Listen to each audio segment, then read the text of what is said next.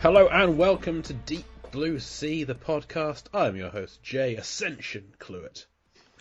And welcome to Deep Blue Sea, the podcast. On this show, we normally deal with the Deep Blue Sea franchise, one chapter at a time. We've done all three of those films. We're now looking at Deep Blue Sea adjacent films, whilst my co-host Mark is on paternity leave.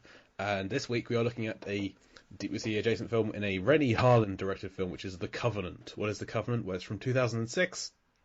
It's about four high school boys, allegedly, who have magical powers and things go awry. We'll get more into it soon. Sebastian Stan's in it, Steven Strait, Taylor Kitsch, among others. I need a guest to help me talk about The Covenant, and, Mark's on paternity leave, but we've got a guest who knows Mark very well. She's returning from talking about all three Deep Blue Sea films and the Deep Blue Sea character draft. Harry Potter can kiss her ass. It's Meg Hoffmeyer. Meg, welcome back to the show. Thanks for having me. No problem. How are you doing? How's everything? How's life? You have a child. We do. It's very exciting. She's so cute. We just, we stare at her, watch her breathe, and it's a little bit like a horror movie. No, I'm kidding. She's just so cute. We just can't help ourselves. It's kind of like, I was telling someone the other day that Jonah Hill, that gif where he's just like freaking out because he's so excited. That's how it is when we look at her, so. Nice. Well, you said we. I think, there's somebody with you? It can't be. Sure. Is Mark on the podcast? Is Mark back for an episode? Mark, are you here? Oh, I can't believe I made it because I was just engaged in the longest barn fight known to man. This guy, he was part of this other family that, I thought there was just 4 families. Turns out there's 5 families. He meets me in a barn. My dad had to die. I got a lot of powers. I can throw a lot of orbs. It was... I didn't think I could make it, but here I am, and I'm so glad Megan was going to step in for me here. So now we're both here to talk about this beautiful Renny Harlin movie, and I hope that the cops don't come, because I destroyed a barn. Just blew it up. It's an old decrepit barn. No one's going to miss it. It's fine. If it's an abandoned farm, who cares, really? You're right. It was very obvious that's where the climax of the film was going to be set when they drive past. It goes, look, there's that creepy barn. No one goes there anymore. Lingering shot. Move on with their day. I gotta tell you, there's so many weapons in barns that... Especially that barn. Yeah. I mean... It's like a little barn of horrors. It's like Twister. If I did it all over again, if there's a 6th family, I'm not barn fighting. I'm not being drawn into a barn fight. I'm going to be drawn into a Chuck E. Cheese ball pit or a empty warehouse. Because I just had to dodge 7 shovels. 7 in an abandoned barn. Well done. And some pitchforks and some scythes. There's some nasty looking stuff in there. Yeah, why'd they leave all that in an abandoned barn? Also a glowing, floating woman. That's in every barn. Oh, wait. I left her there. We'll go back. We'll go back after this. How's that sound? I wonder if she still float. Does she float higher? I think she seems pretty stable. So it's not like a minion in Minions that just floats into the space? Not in essence. I see it more like the coffin from Snow White, where she's just sort of suspended and... Got it. Okay. So, okay, good. So my cousin's not going to float away. That's good. This is good news. Well, I'm a little nervous now, but, So, when we've been looking at these Deep Blue Sea adjacent films, the first question I tend to ask people is, why did they pick this? And I feel like I have to know why did you pick The Covenant to come back and talk about? Why did you insist on... I picked it because I found out that it was a Renny Harlin movie, and I said, we have to cover that.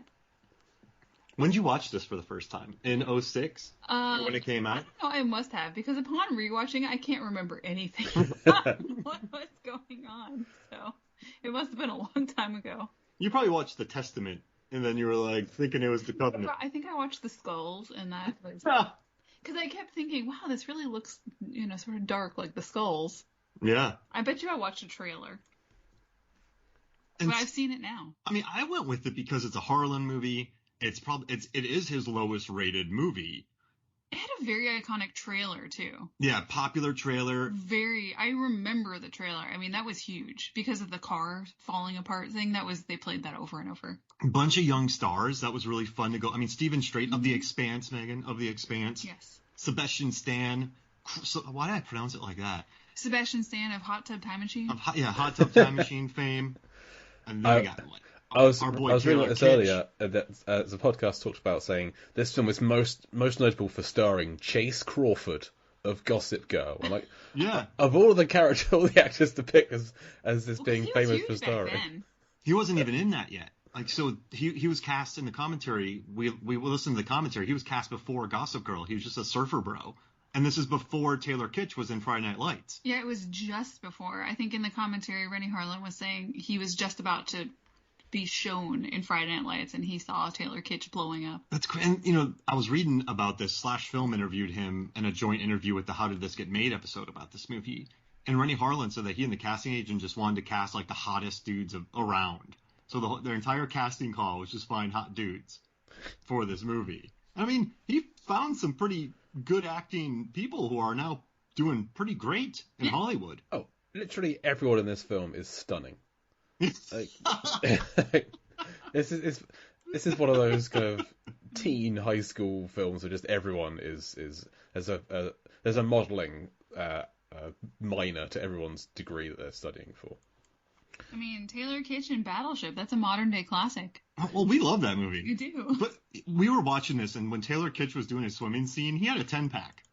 He had a 10-pack, and also his pecs were like, there was a dent that's almost into his ribs. He was so skinny, it was kind of scary.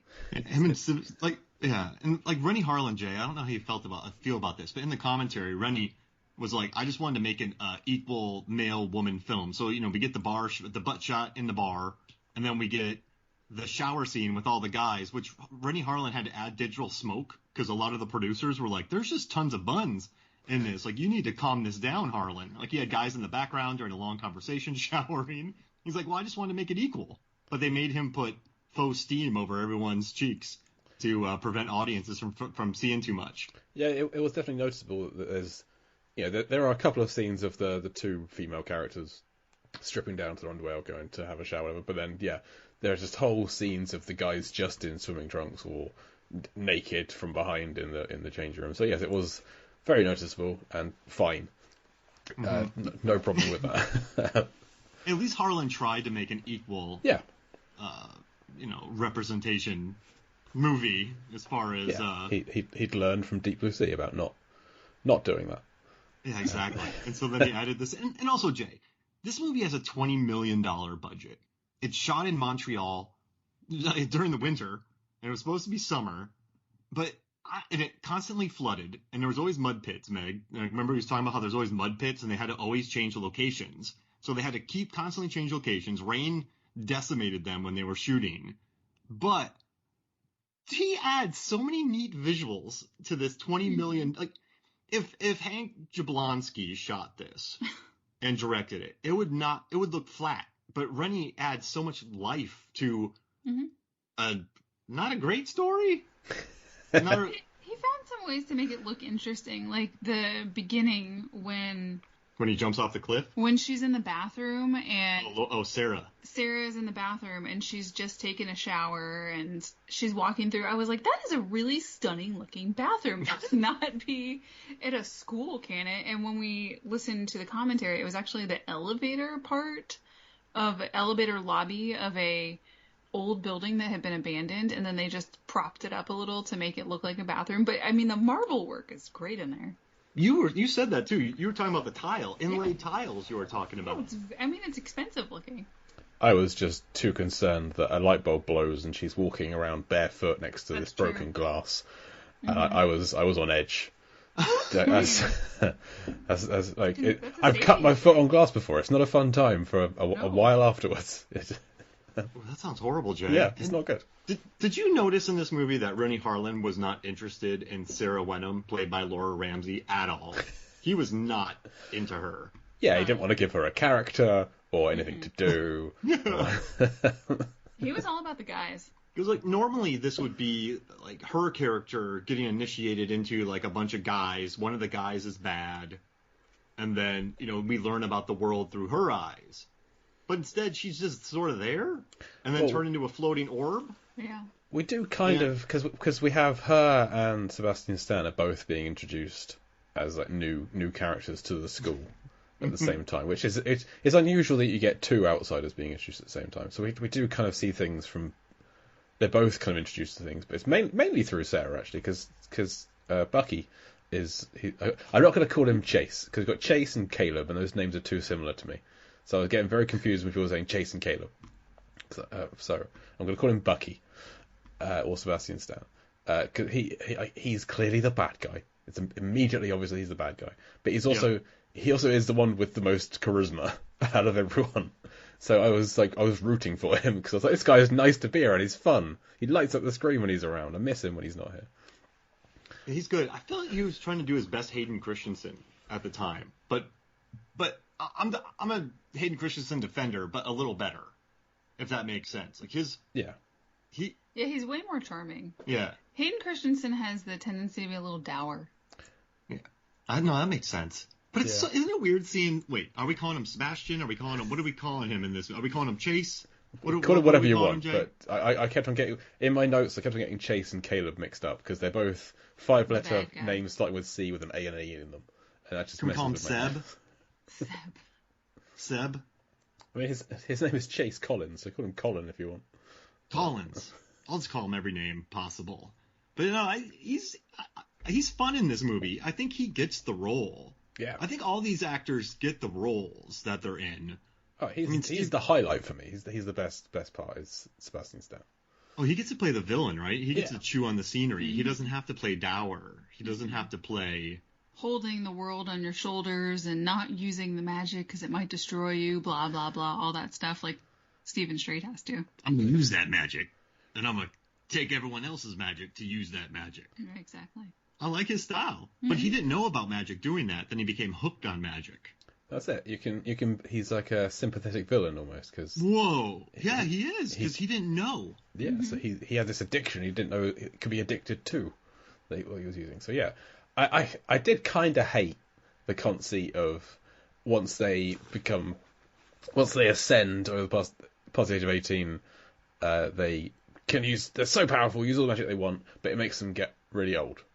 That takes the fun out of it. I feel like that's just it's a film, it's a magic film. Let's have some fun with this. Not like, oh, we have this power, but you can't use it. No. That's like that takes all the fun out of magic using in films for me.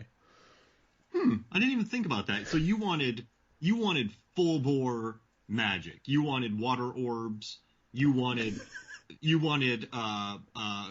big old pots to stir things in. You wanted more log truck explosions. Renny Harlin had a logging truck, and then David R. Ellis, his second unit director on Deep Blue Sea, had a logging truck in Final Destination 2. Yeah. There's the connection right there. Absolutely. It's in my notes. It's the truck from Final Destination 2 completely disassembles his car.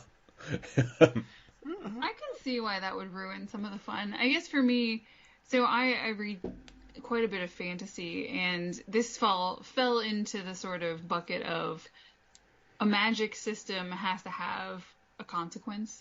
Oh. So it's fine. It made sense to me, but I can see why it would ruin the fun of magic. I suppose I've got all the Harry Potter films for fun magic. There's other fun magic films out there. This is something different. So this is... Jay, you just want people out there pew-pewing magic everywhere. Yes, I do. Just like Bill Murray and Kingpin getting magic.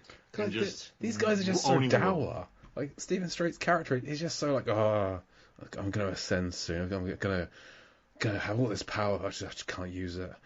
Just like, cheer up, man. You can fly. You can do whatever you want. You're still a great swimmer. Yeah, I appreciated that they magic. I appreciated that they were good at swimming, but he didn't use magic to do so. Only Sebastian Stan cheated at the magic that we saw. I guess when you're Strait and Kitsch, you probably don't have to cheat to use magic. Because they're so... Sorry. Meg was watching this. You just used two adjectives of Strait and Kitsch. Like, if you're Strait and Kitsch, which many people could be. Yeah, those are words that have other meanings. Who had better swimming form, Meg? Sebastian Stan, Taylor Kitsch, or... I think Steven Strait swims. Yes. Who's the best swimmer of the three? Because you swam for years.